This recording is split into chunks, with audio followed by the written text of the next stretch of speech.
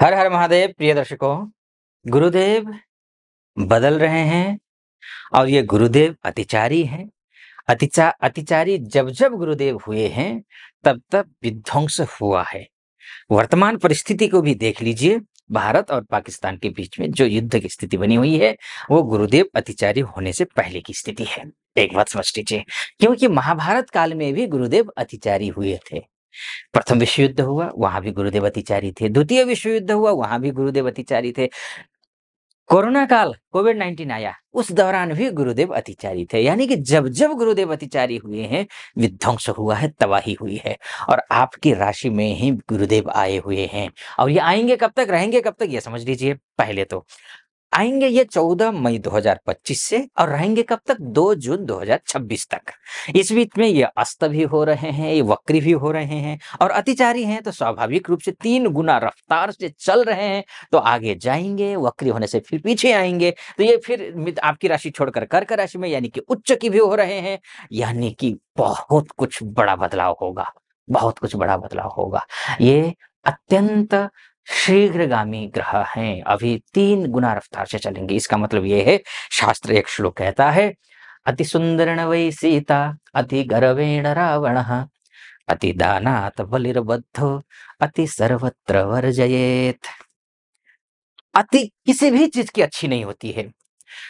शास्त्र कहता है कि अत्यंत सुंदर होने की वजह से सीता जी का हरण हुआ, मां सीता का। अत्यंत ज्यादा दान करने की वजह से बलि, दानवीर बलि था। अत्यंत ज्यादा अति दानात बलिर्बद्धो, बलि को बद्ध होना पड़ा।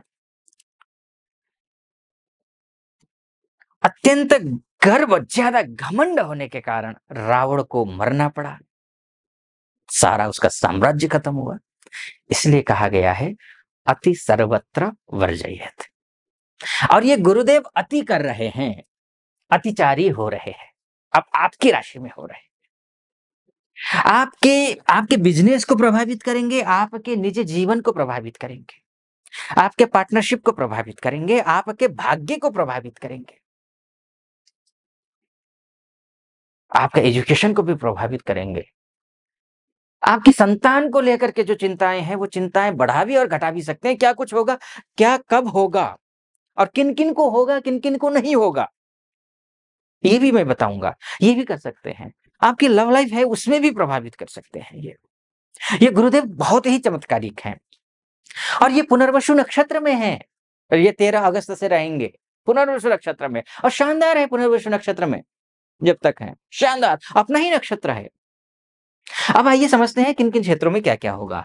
तो आपको मैंने बोला कि आपके सबसे पहले तो ये है कि आपके विवाह नहीं हो रहा हो तो ये विवाह के लिए उपयुक्त समय है। और बस आपको बस ये कोशिश करनी है कि थकना नहीं, हारना नहीं है। जवाहरलाल नेहरू जी ने कहा था ना, आराम हराम है। वो सिद्धांत लागू करना है। चाहे वैवाहिक जीवन में किसी प्रकार की कोई कटुता हो तो उसको दूर करने की कोशिश कीजिए, यहां पर आपको सफलता मिलेगी। विवाह नहीं हो रहा है, आप प्रयास करिए, आपको सफलता मिलेगी। बिजनेस में बात नहीं बन पा रही है, नया स्टार्टअप करना है, किसी भी प्रकार का कोई भी बिजनेस हो आपका, मैन्युफैक्चरर हो, रिटेलर हो, या फिर आप जो है छोटी सी दुकान हो, बड़ा सा शोरूम हो, छोटे उद्यमी, मझोले या बड़े उद्यमी कोई से भी हो, कुछ भी कर रहे हो, किसी भी सेक्टर में हो। यहाँ तक कि अगर वो ऐसा बिजनेस है कि जहाँ से मार्केटिंग होती है, सेल्स होता है, उसके लिए भी मैं बोलूंगा। और उसके लिए और ज्यादा मैं बोलूंगा जो कि शैक्षिक क्षेत्र से जुड़े हुए हैं, बैंकिंग सेक्टर से जुड़े हुए हैं, उनके लिए भी, बौद्धिक रूप से जो काम करने वाले लोग हैं उनके लिए तो शानदार समय है, बहुत ही अच्छा है। ठीक है, अन्य के लिए भी अच्छा है, लेकिन इन जो सेक्टर मैंने बताया उनसे थोड़ा कम है, लेकिन है सबको।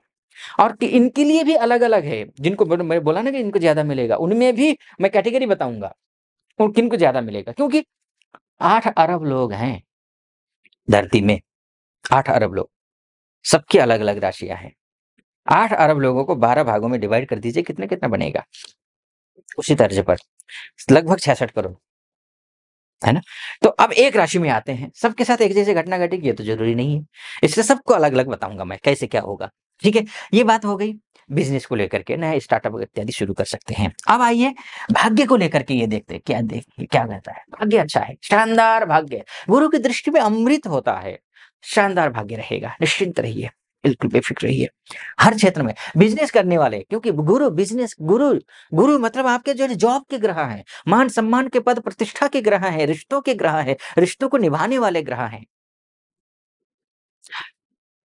आपकी जॉब नहीं लग रही है, प्रमोशन नहीं हो रहा है इत्यादि, कुछ कहीं भी प्रॉब्लम हो जॉब को लेकर के, मान-सम्मान को लेकर के, तो ये कोर्ट कचहरी के मामले को लेकर के ये सुलझा देंगे, अच्छा है, ठीक है। मैंने और उसके बाद कहा आपको विद अगर संतान प्राप्ति का प्रयास कर रहे हैं तो इसमें भी आपके लिए शुभ है। अ, आप किसी के साथ रिलेशनशिप में हैं, महिला हो, पुरुष हो, बच्चे कोई भी हो, रिलेशनशिप में जो भी हो, उनके लिए ठीक है। बच्चे अर्थात युवा जो हैं, उनकी मैं बात कर रहा हूँ। और युवा जो है एजुकेशन से जुड़े हुए हैं, किसी भी शैक्षिक अ किसी भी स्तर की तैयारी कर रहे हों, उनके लिए भी अच्छा है, बढ़िया है, शानदार। अब किन के लिए कम, किन के लिए ज़्यादा है, इसको समझते हैं। इससे पहले एक निवेदन आपके समक्ष रखना चाहूँगा। यहाँ तक पहुँचे हैं, तो चैनल को सब्सक्राइब कर दीजिएगा, अगर सटीक लगा हो तो। वीडियो को लाइक और कमेंट बॉक्स में जाकर के महादेव का भक्त हूँ, कृपा आप पर भी बनी रहे, ऐसी मेरी कामना। हर हर महादेव 5 बार, 11 बार, 21 बार, जो भी श्रद्धा बने आप लिख दीजिएगा। किन-किन को मिलेगा, किन-किन को थोड़ा कम मिलेगा, उस वो बोलूँ उससे पहले एक नक्षत्र की बात करूँगा। इस वीडियो में अक्सर मैं नक्षत्र की बात ज़रूर करता हूँ।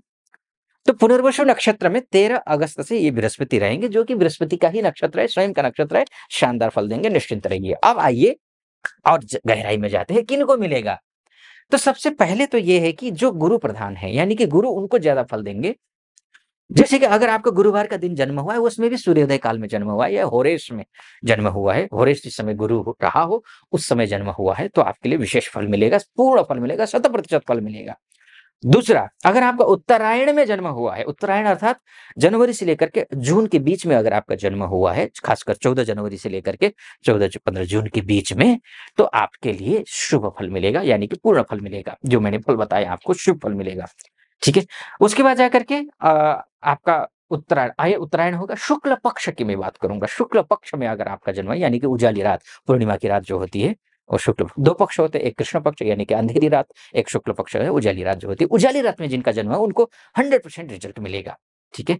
और जिनका जन्म जिस वर्ष उनका जन्म हुआ है, उस वर्ष वर्षेश अगर गुरु रहे हों, तो विशेष आपको लाभ मिलेगा। जिस महीने आपका जन्म हुआ है, उस महीने में अगर मासेश अगर गुरु रहे हों, तो आपको विशेष लाभ मिलेगा, यानी कि पूर्ण फल मिलेगा। इसके अतिरिक्त अन्य को भी फल मिलेगा, लेकिन थोड़ा कम मिलेगा, लेकिन मिलेगा सबको। ठीक है जी? कम-ज़्यादा मिलेगा, लेकिन मिलेगा।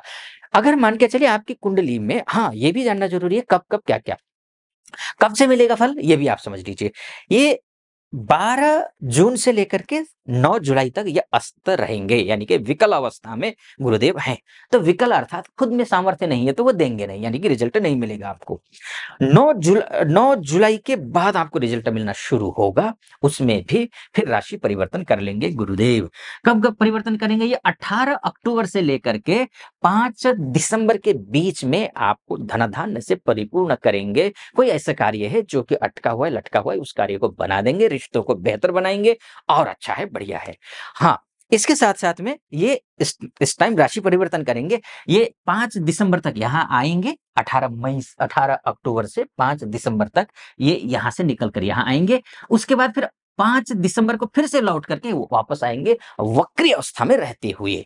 तो क्या होगा? अच्छा रिज़ल्ट देंगे, और शास्त्र कहता है वक्री अवस्था का जो शुभ ग्रह होता है, वो शुभ फल में तीव्रता लाता है, यानी कि वक्रस्तु महावीर्याः, कहा महावीर्य यानी कि अत्यंत बलवान हो जाते हैं, तो आपको और अधिक रिजल्ट मिलेगा। ठीक है जी? ये है। तो ये 6 जून तक ऐसा ही रहेगा, शानदार है, निश्चिंत रहिए। लेकिन ध्यान रखिएगा, मैंने बृहस्पति के आधार पर मैंने बताने की कोशिश की है कि बृहस्पति ये फल देगा आपको। उपाय भी कर लीजिए।